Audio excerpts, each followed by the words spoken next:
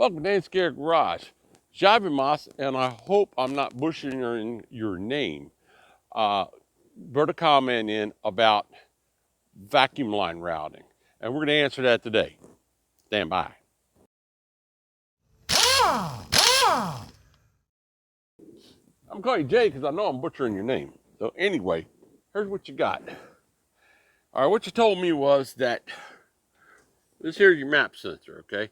That your vacuum line was connected to your, I don't know if you can see it right down in there. This is kind of hard to see right there. To your fuel pressure regulator. Okay, both these pieces, the map sensor and the fuel pressure regulator, require manifold vacuum to operate. So, manifold vacuum will pull the spring on this fuel pressure regulator to keep it where it's supposed to be. All right. MAP stands for, and I might not have this exactly right, but I believe it's manifold absolute pressure. So that's your MAP sensor, manifold absolute pressure sensor. And what it measures is the manifold vacuum pressure in your intake. This is a plenum, and this is where everything's hooked up, but we're going to call it an intake for now, just to simplify things. So it should be hooked up to your Christmas tree. Now, I know it's not a Christmas tree, but right here, this is your vacuum tree. I call it the Christmas tree. It's stupid. All right, this hose here, this one goes over here to your power brakes because your power brakes need manifold vacuum to run. All right, this one here is going to the fuel pressure regulator. Okay, this one is going straight into the map sensor. All right, that's manifold vacuum. Now you got other stuff too here. This here one, this vacuum line here is going to just follow it along here, and it's going to go down here, and it goes into your canister. Your canister here is what maintains vacuum so that everything works with it, whether you lose your regular vacuum or not. When your vacuum goes down in the manifold, this still maintains it to run things like your heat and air conditioning. Boy, oh boy, oh boy, there's all kinds of stuff here. Of course, these are just hooked up there. They're fine. This is just to the charcoal canister, and they go straight from the throttle body, and these are ported vacuums. So that's what you got. That's how you got to have it hooked up. Now, you were mentioning that you got a high idle. Okay, first thing I do is fix those.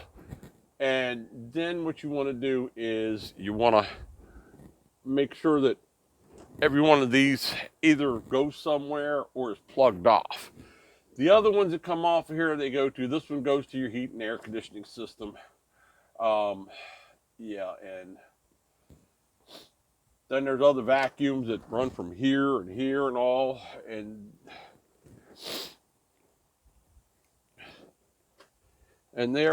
this is part of your smog pump, and they run over to this array of bullcrap right here. I'm not sure what any of those do, but everything's got to be hooked up. This green one, I did replace that. That's to the EGR valve. That one shattered when I took everything apart. I'm eventually going to do a video on redoing these vacuum lines again. Because what I did was I've actually got colored plastic vacuum lines, and we're going to redo this the way that it should be. And you'll see that when the time comes, but I'm not going to do that right now. It's freezing cold out here, by the way, just to let you know. So after you get all your vacuum leaks fixed, and you know everything's sealed up, and if you still got a high idle, the next place that I would look would be right here. This is the idle air controller. And this thing here actually controls how the air goes through the intake. When I get inside, I'm going to take some parts in, and I'll show you exactly how that works, because it's entirely too damn cold out here for me to stand out here and work on this stupid truck. So here's the throttle body. And this is the idle air controller. So what happens, how this works is the computer controls the engine idle speed by how much air goes into the engine. And so if you have a vacuum leak, obviously it's going to put more in and it's going to idle higher. But if all your vacuums are working right, what happens here is, so if you look down in here, you can see that there's a hole on both sides. Those two holes lead through to here. I don't know if you can see it, but there's right there, and the other one's right there. Those two holes on the top, this uses. So if you see there's a plunger in there, this one I don't know if it's good or not. I think it is. You can clean this out. If you clean it out, you hold it this way to clean it out. All right, so that plunger opens up to let the air come from this hole to this hole and then go down into this hole, which leads to here. Okay, it lets the air go down into here and here. Okay, and that's how it adds air into your engine to speed it up. So this is together like this, and then the computer has a parameter set where it wants to get your RPM to be right here, right? So what it does to get your RPM at this point, if your RPM is down like this, it opens that idle air controller up, and so that there's more air comes in, the idle comes up to this point. When it comes up to this point, then the computer, closes it down just enough so that it has enough to maintain this idle here, just like that. Now what happens is if you have a vacuum leak and the idle's up here because of your vacuum leak, the computer closes down the idle air controller, but the idle never comes down to where it can be controlled because it's sitting up here. And you can only close the idle air controller so much. And once you close it down and idle one comes down this far or this far or this far, it can't control anything. So it only will work if you're idle. If you don't have any vacuum leaks, theoretically you unplug the idle air controller and your idle should drop down like this to very low. And then you plug it back in and it'll bring it back up to match there by having more air come in the engine and thusly idling it up. One other thing about the throttle body, there's a sticker on these and it says, attention, do not clean inside throttle body or adjust the hard stop screw, and I'll explain in a second. There's a special coating on the throttle body and the bore. So there's special coating in here. There was a special coating in here that I cleaned off. Don't do that. Don't do that. That coating in here actually makes the airflow better and seals your throttle plates up better. Okay, so you can't really see it, but those throttle plates aren't really sealed up. The other thing is this is sticking a little bit because I played around with the stop screw right here. Don't mess with the stop screw because this stop screw is not an idle adjustment.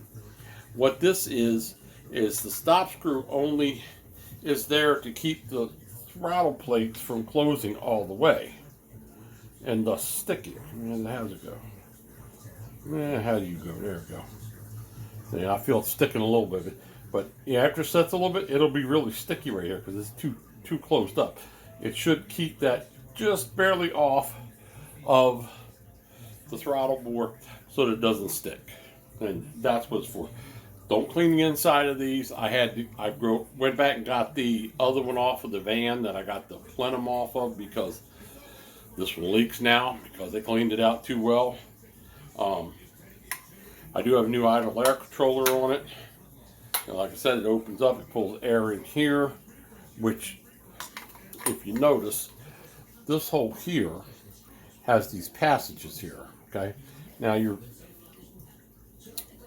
gasket's all the way over it, but it's no big deal because it got passageways here. And this is where it pulls extra air and dumps it in through here and dumps it down through here into both throttle bores in order to speed up the idle. Like I say, it won't work to slow it down if you have a leak or some other reason is making your idle higher, then the computer can't control it. Don't clean this. Well, Jay, and I hope you don't mind me calling you Jay because I don't want to keep butchering your name. I hope that answered your question. Remember, you got to have both the map sensor and the fuel pressure regulator both have to have manifold vacuum on them. That's what they do. Because the map sensor is telling the computer how much vacuum is in the manifold. And it has to know that in order to adjust fuel and timing and all that stuff. So I hope those answered your questions. And that's going to do it for this short cold version of Pink Scared Garage. See you next time.